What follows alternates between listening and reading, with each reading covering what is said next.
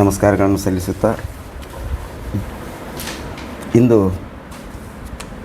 ಈ ಪತ್ರಿಕಾಗೋಷ್ಠಿಗೆ ಆಗಮಿಸಿದ ಎಲ್ಲ ನನ್ನ ಪತ್ರಕರ್ತ ಗುರು ಹಿರಿಯರಿಗೆ ವಂದಿಸುತ್ತಾ ಸ್ವಾಗತವನ್ನು ಕೋರ್ತಾ ಇದ್ದೀನಿ.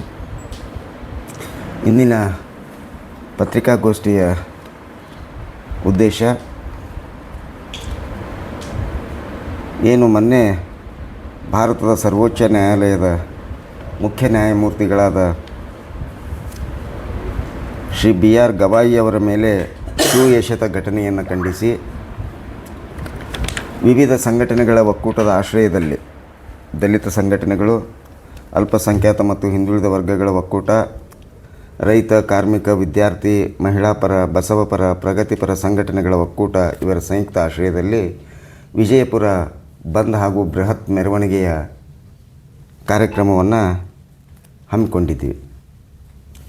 ದಿನಾಂಕ 16ರಂದು ಮುಂಜಾನೆ 10 ಗಂಟೆಗೆ ಶ್ರೀ ಸಿದ್ದೇಶ್ವರ ದೇವಸ್ಥಾನದಿಂದ ಪ್ರಾರಂಭಗೊಂಡ ಮೆರವಣಿಗೆ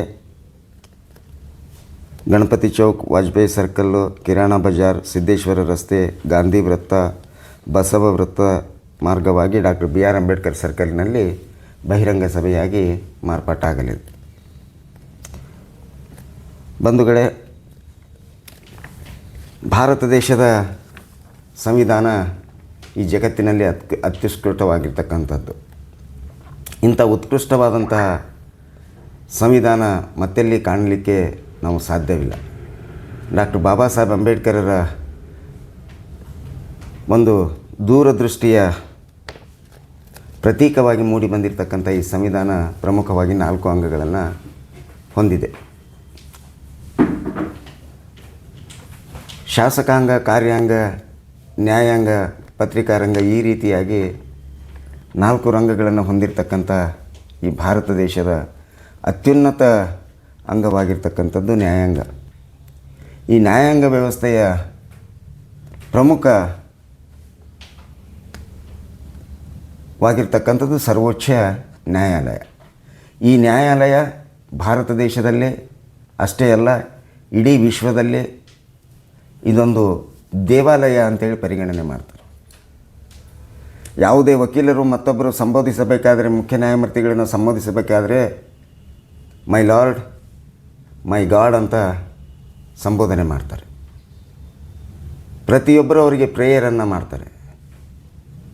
ಇಂಥ ಸಂಸ್ಕೃತಿಯನ್ನು ಹೊಂದಿರತಕ್ಕಂಥ, ಇಂಥ ಒಂದು ಪ್ರಬಲ ಸ್ಥಾನದಲ್ಲಿರ್ತಕ್ಕಂಥ ಸರ್ವೋಚ್ಚ ನ್ಯಾಯಾಲಯದ ನ್ಯಾಯಮೂರ್ತಿಗಳ ಮೇಲೆ ಒಬ್ಬ ಮನುವಾದಿ ಮನಸ್ಥಿತಿ ಹೊಂದಿರತಕ್ಕಂಥ ವಕೀಲನೊಬ್ಬ ಶೂ ಎಸೆತಕ್ಕೆ ಪ್ರಯತ್ನ ಪಟ್ಟಿರುವುದು ಅತ್ಯಂತ ಖಂಡನೀಯವಾಗಿರ್ತಕ್ಕಂಥದ್ದು.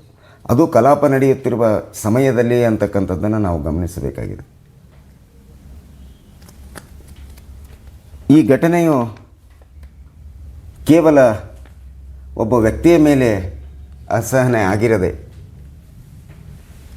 ಇದೊಂದು ಸಂವಿಧಾನದ ಮೇಲೆ ಮಾಡ್ತಕ್ಕಂಥ ಪ್ರಹಾರವಾಗಿದೆ. ಯಾವ ಮನುವಾದಿ ಸ್ಥಿತಿಗಳು ಒಂದು ಸಂಸ್ಕೃತಿಯನ್ನು ಮತ್ತೆ ತರಬೇಕು ಅಂತಕ್ಕಂಥ ಹುನ್ನಾರ ಏನು ನಡೆಸ್ತಿದೆ, ಅದರಲ್ಲಿ ಇದೂ ಒಂದು ಕೂಡ ಅಂಥೇಳಿ ನಾವು ಇದನ್ನು ಅತ್ಯಂತ ಖಂಡನೀಯವಾಗಿ ಮಾಡ್ತೀವಿ. ಇದು ಸಂವಿಧಾನದ ಮೇಲೆ ಆಗಿರ್ತಕ್ಕಂಥ ನೇರ ಪ್ರಹಾರ ಮತ್ತು ಡಾಕ್ಟರ್ ಬಾಬಾ ಸಾಹೇಬ್ ಅಂಬೇಡ್ಕರ್ ಅವರ ಒಂದು ತತ್ವ ಸಿದ್ಧಾಂತದ ಮೇಲೆ ಆಗಿರ್ತಕ್ಕಂಥ ನೇರ ಪ್ರಹಾರ ಅಂಥೇಳಿ ನಾವಿಲ್ಲಿ ಹೇಳಲಿಕ್ಕೆ ಅತ್ಯಂತ ಉಗ್ರ ರೀತಿಯಿಂದ ನಾನು ಇದನ್ನು ಖಂಡಿಸಲಿಕ್ಕೆ ಈ ಪತ್ರಿಕಾ ಮುಖಾಂತರ ಅದನ್ನು ಖಂಡಿಸ್ತೇನೆ.